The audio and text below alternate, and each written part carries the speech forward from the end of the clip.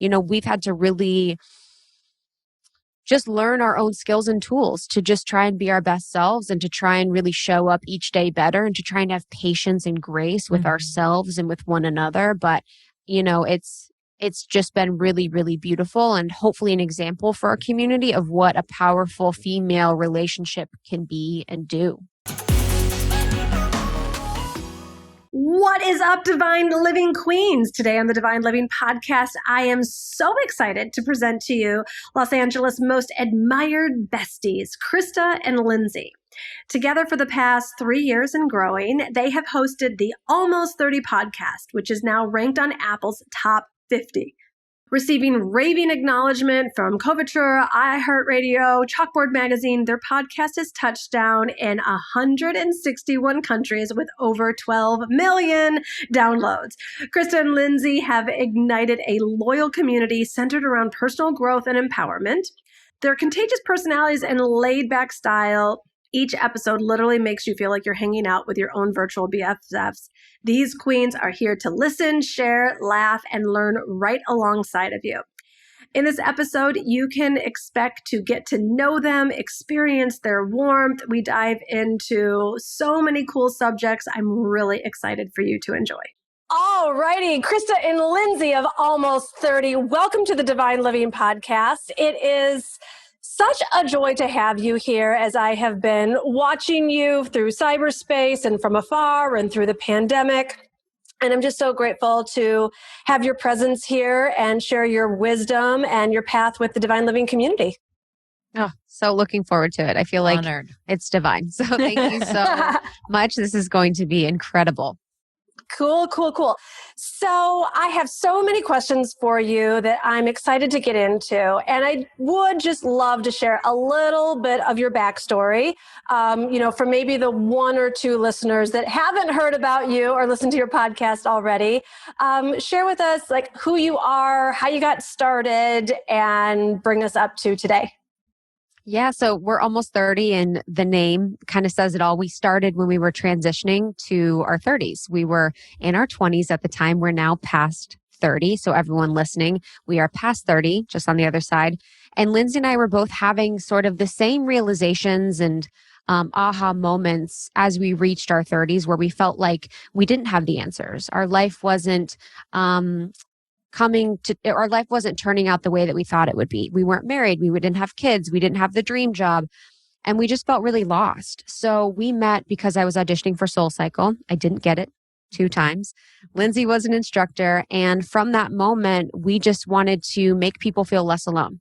So we started to record our conversations on my closet floor, her closet floor. And, for 6 months, just recorded a bunch of crap with our full-time jobs. And then for 2 years after we launched, worked for our full-time jobs until we could quit and then build the business. So it's just really been a labor of love, and really thanks to our community and really thanks to, us being super naive about what we could do and how we could do it. We've built a media company at this point. So yeah, it's been a wild ride. I would have never thought that we'd be here today, on your show talking about it, but we're super grateful. First of all, I have so much to say just even with that introduction, but talk about a vision. We want to help people feel less alone. I mean, it's so simple, but it's so genius. Like, where did that come from within each of you? Yeah, I think, it was kind of surprising when we first started having conversations. It was that mutual oh, okay, so we're not alone in this. Thinking in your 20s, you kind of feel like you're so alone in so much of what you do. And so our conversations alone were so healing.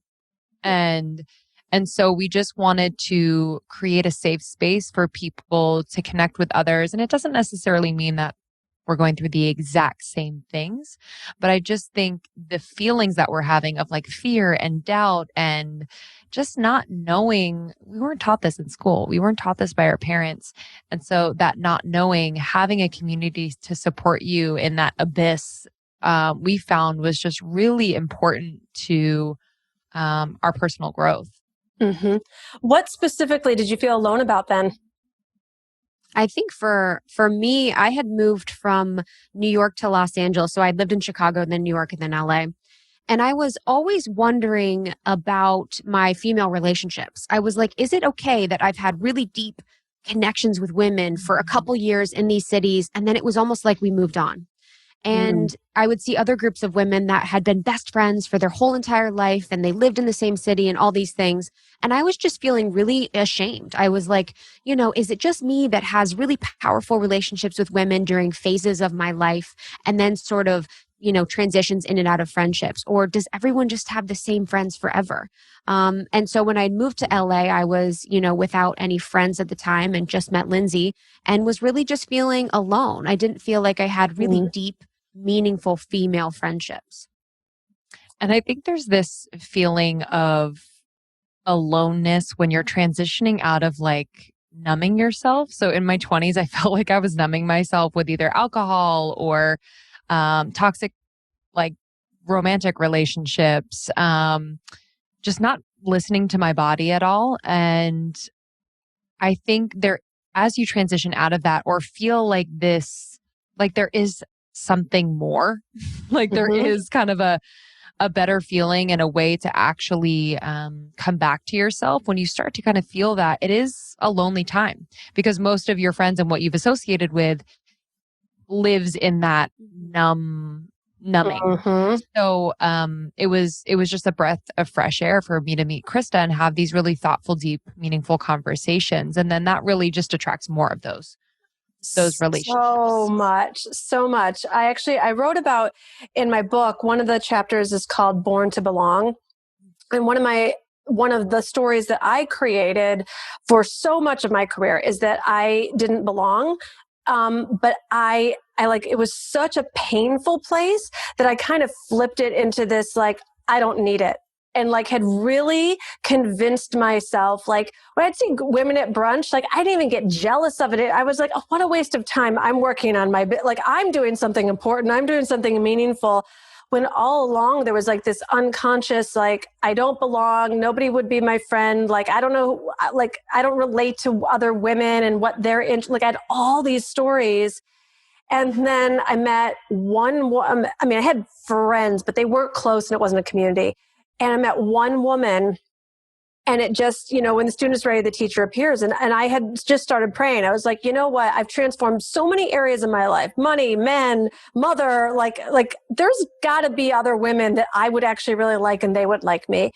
And I just came from that vulnerable place of opening up. And then it was like so fun, so many just incredible women. And so I think that's one of the things when I heard you say that, I was like, anyone listening right now, if you are in any form of isolation, voluntary or otherwise, please know that you do belong, that your tribe does exist, your people are there, and particularly adult female friendships. It's such a gift a woman can give to herself. So it's there for you. It's so powerful. I mean, it's been so healing for us, within our community and together to have real female friendships. And I think even this year, I've really come into these relationships with women where I actually trust them, where I actually feel like I can be myself, like I can be seen, like I can be held. And I was like you, I used to, be protected by personal growth. I was always growing. I was always doing a side hustle. I was always doing these things. So I didn't really have time to, connect deeply or be vulnerable or all these things. And I think, now with the rise of side hustles and all these things online, it can just be used as a way to keep us from really connecting and really going deep. So, we have such soft spots for female friendships and for the wound that a lot of female friends have. Mm-hmm. When I got connected with a certain group here in LA, I'm used to doing everything with my husband, and I should say he's used to doing everything with me. And so I'd start to get invited to like girl dinners and then like girl trip. And I forget where it was. I said something like, yeah, so I was talking to so-and-so and we were talking about going, he's like, yeah, cool. That'd be fun.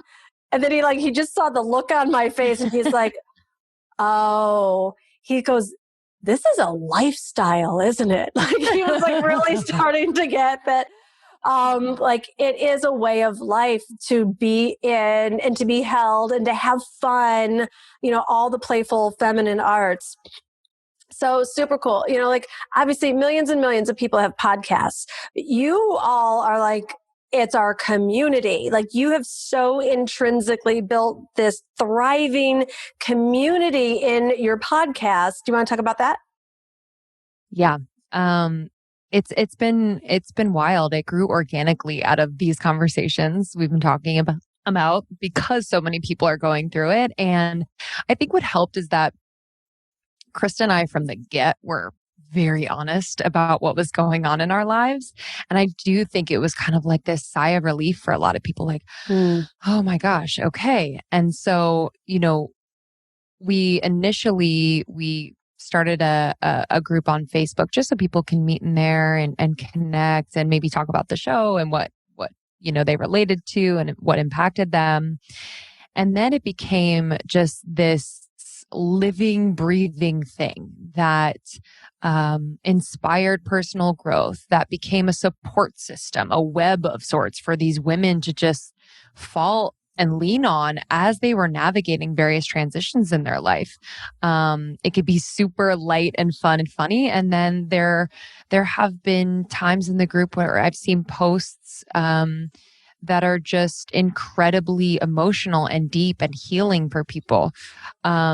So we started to see that happen, and it inspired us to meet people in real life. And so we went on tour for about 2 years, and that was really special to be able to meet people one-on-one and really learn like why what we were doing was so much bigger than just like us starting a podcast, and why there's such a need for this type of content and conversation and community.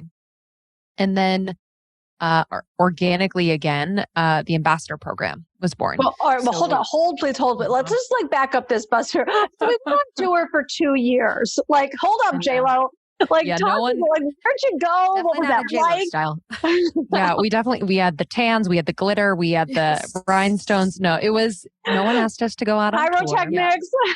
Yes, yeah. I wish. The theme of, you know, what we've done is like, no one asked us to do it. Mm-hmm. We just felt, you know, we follow our intuition with this business and trust it completely. And so we felt like, wow, this is really important that we meet our community in person. We already felt so close to them. And to be able to bring what we do on the podcast to a live setting felt really exciting. And so we literally went all over the world. We've been to Australia and London, all over the US, to Canada. So it's been the coolest thing ever. But again, no one asked us to do it. Yeah. And that's the whole thing too, was it's like, it seems like the second year was really powerful because it grew and expanded. But the first year we found free office spaces with WeWorks and a lot of the places, and really had girls from our community help us set up, get food donated, all these things. So it was much more like kitschy than people would imagine. It sounds super glamorous, but we just wanted to continue with our mission, which is making people feel less alone. So Lindsey and I, when we're together on the pod, we're not alone because we're communicating as best friends, but it wouldn't be right if we weren't helping women where they are all over the world connect with us and then connect with one another at, you know, whatever event that we do.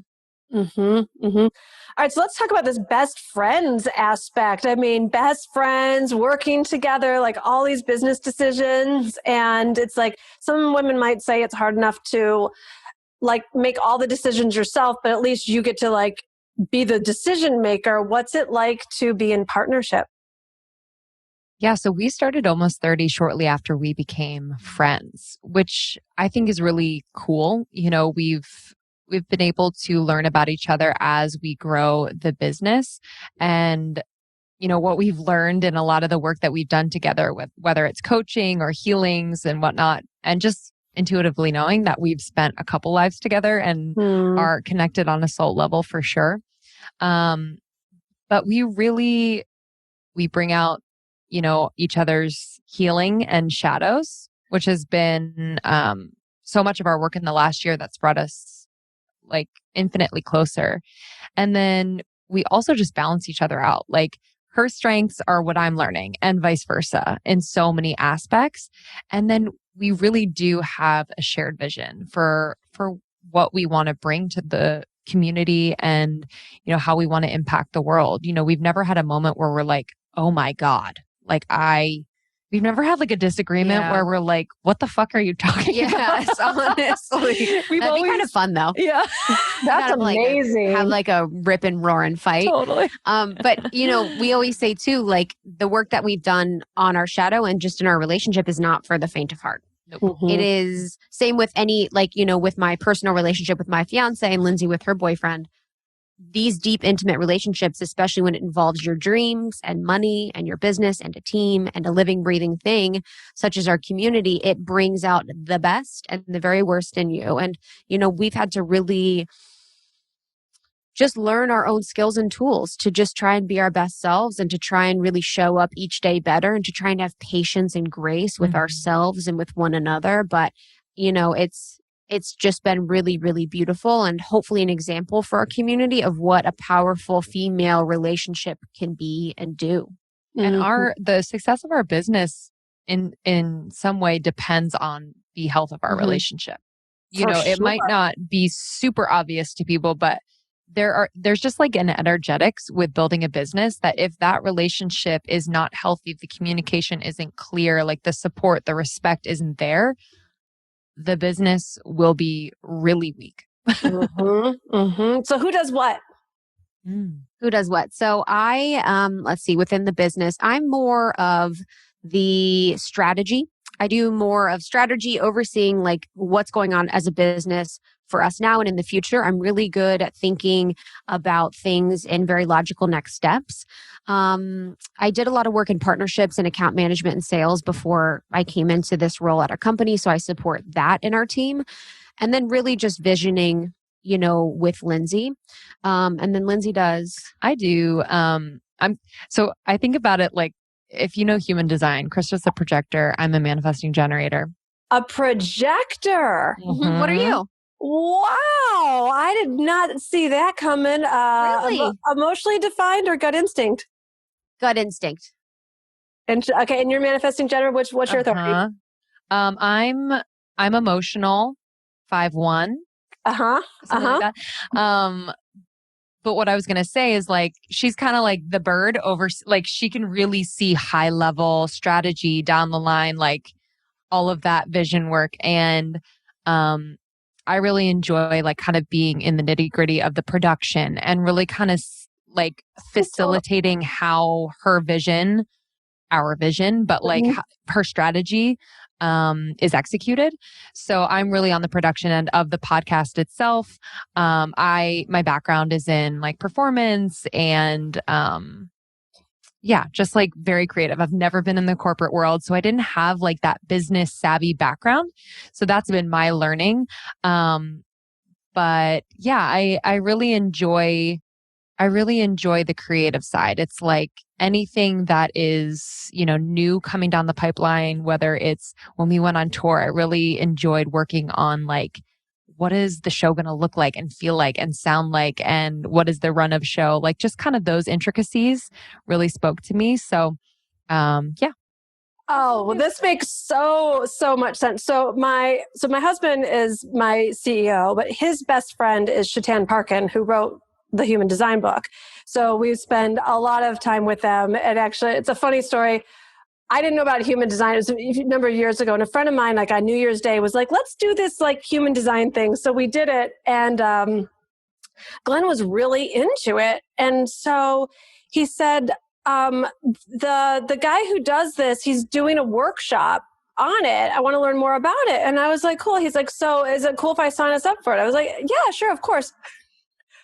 It was in Istanbul, and it was for 3 weeks. It was like the human design, of course. I'm obsessed with that.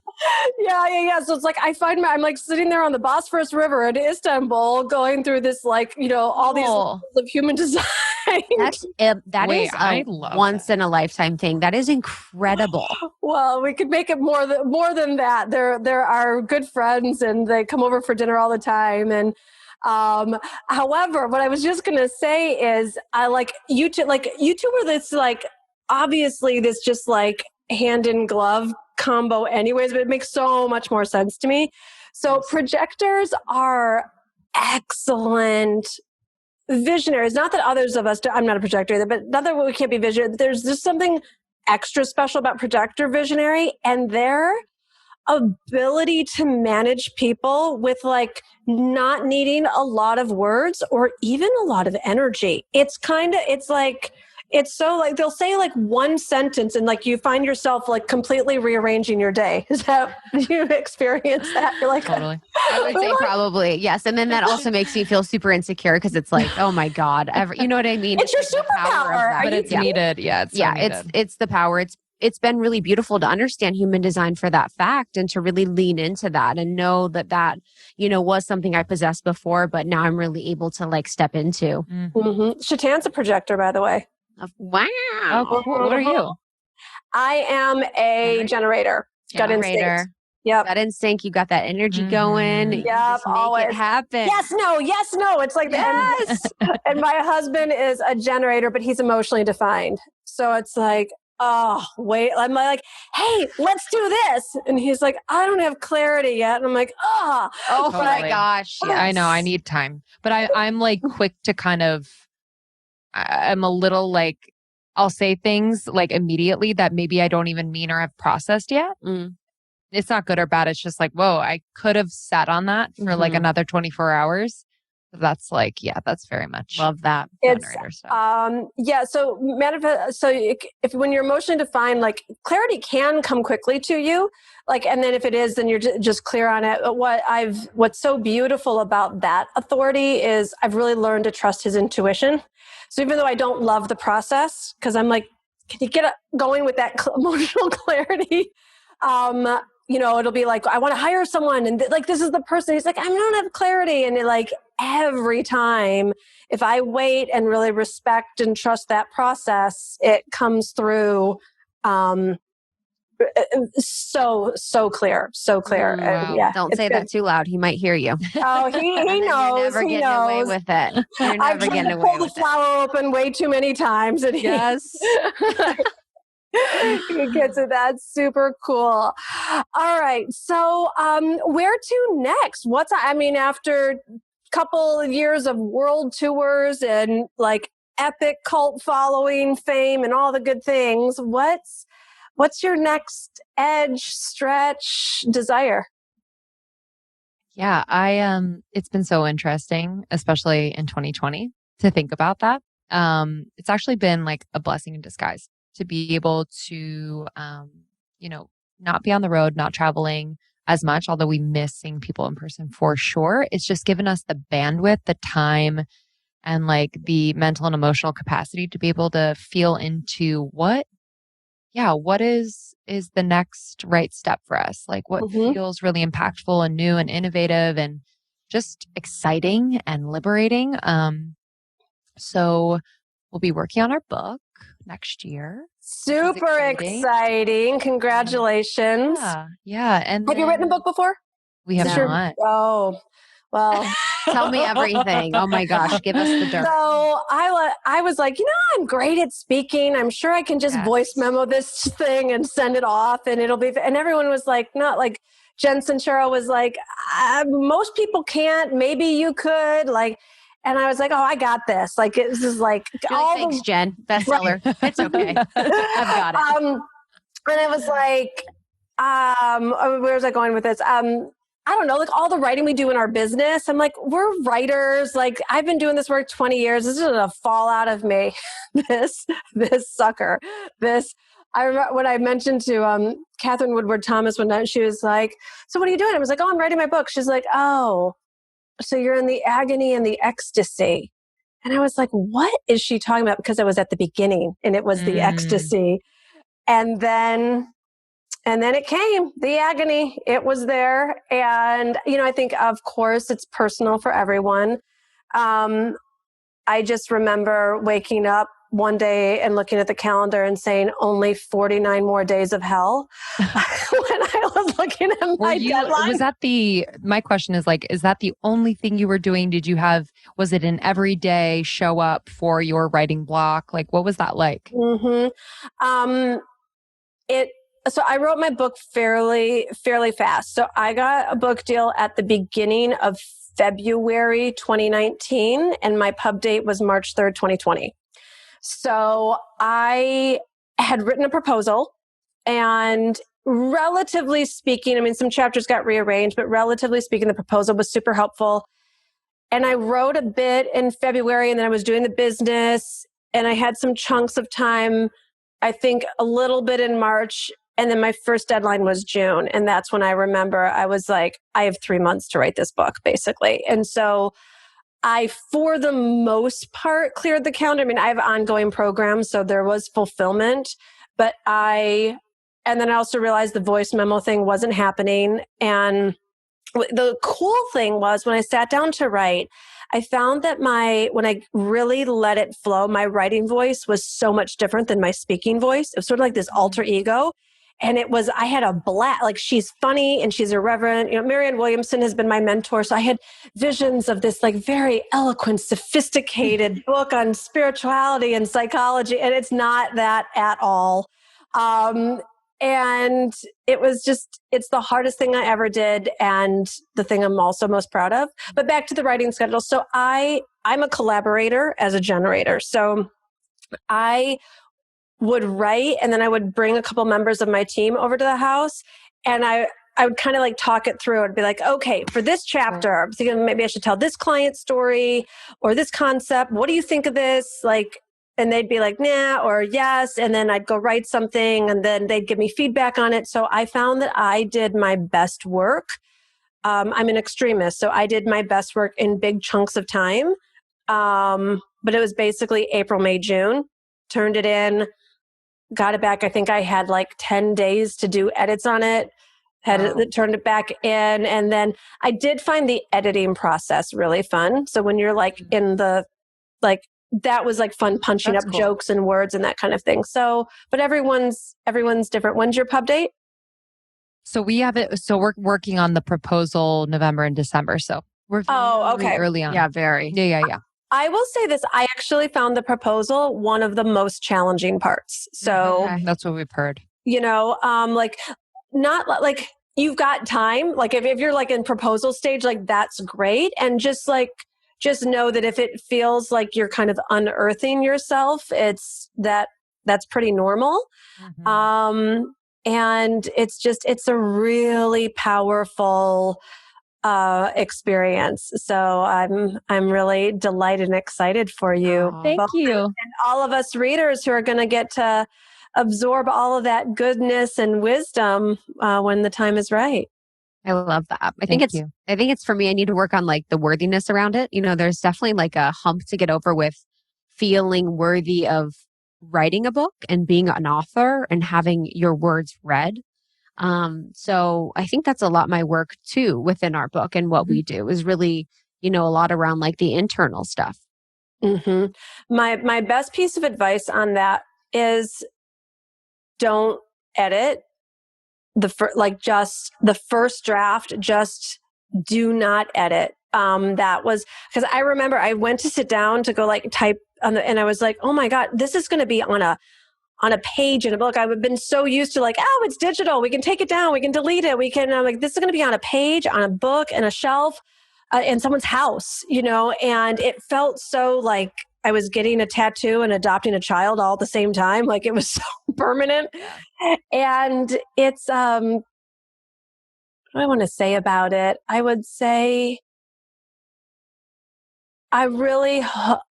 my wish for women globally is that we really make the feelings of inadequacy or questioning our self-doubt like so 1984. Yeah. We all have this message inside of us, and not everyone wants to write a book. So the fact that you all have the platform that you do and the podcast, you're going to have this book come out. It's an honor for sure. And get great at receiving. Like that's the feminine is giving. Like most of us are really great at masculine. The masculine is giving. And so just open up to receiving, being that mentor or being that book that people are buying and reading on that Sunday afternoon with their candle and cup of coffee, let it be a really great feeling.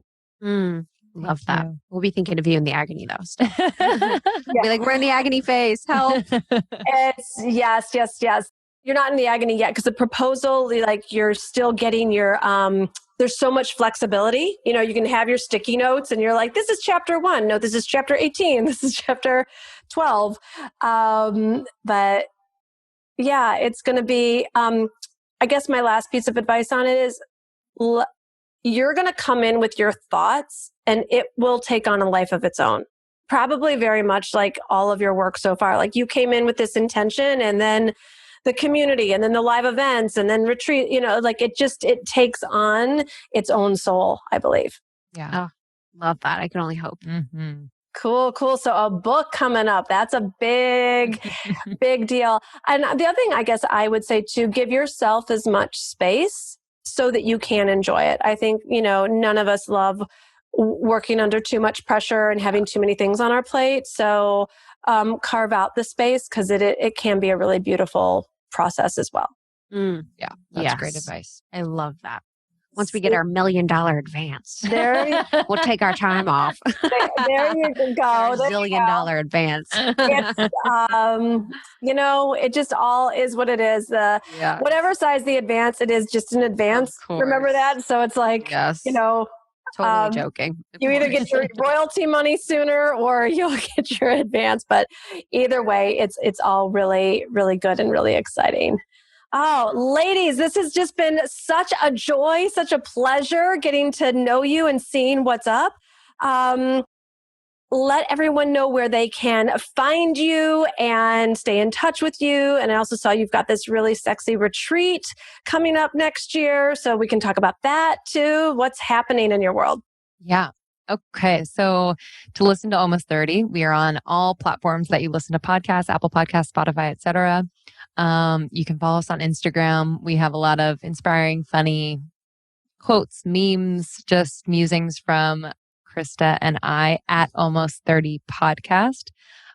We also are really passionate about supporting podcasters as they launch, grow, and monetize their own podcast. It's changed our lives. So it just was so fitting that we take our experience and create programs. So that is yourpodcastpro.com.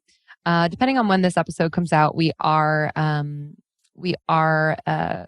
accelerator coming up for podcasters who have a podcast and want to grow and monetize. So that's going to be really intimate and intensive of sorts over 6 weeks. So you can apply to that accelerator. And then the retreat. So the retreat's in Calamigos, which is close to us. It's in Malibu. It's, you know, one of Lindsay and I's favorites. It's like Restoration Hardware, gorgeous in the Malibu Mountains. And that's 4 days with 24 women. Yeah. 24 women. And we bring in our favorite healers, teachers, fitness instructors, everything, just to give everyone like the beautiful experience that we get here in LA with some of the best in the world in the wellness and spirituality space. Love it, love it, love it. So we'll have all of these links in the show notes. And ladies, thank you again so much for sharing your wisdom, your experience, strength, and hope. And especially can't wait for that book to come out. Oh, thank you so much, Gina. Appreciate you. It was beautiful. Lots of love. Have a great day. Bye.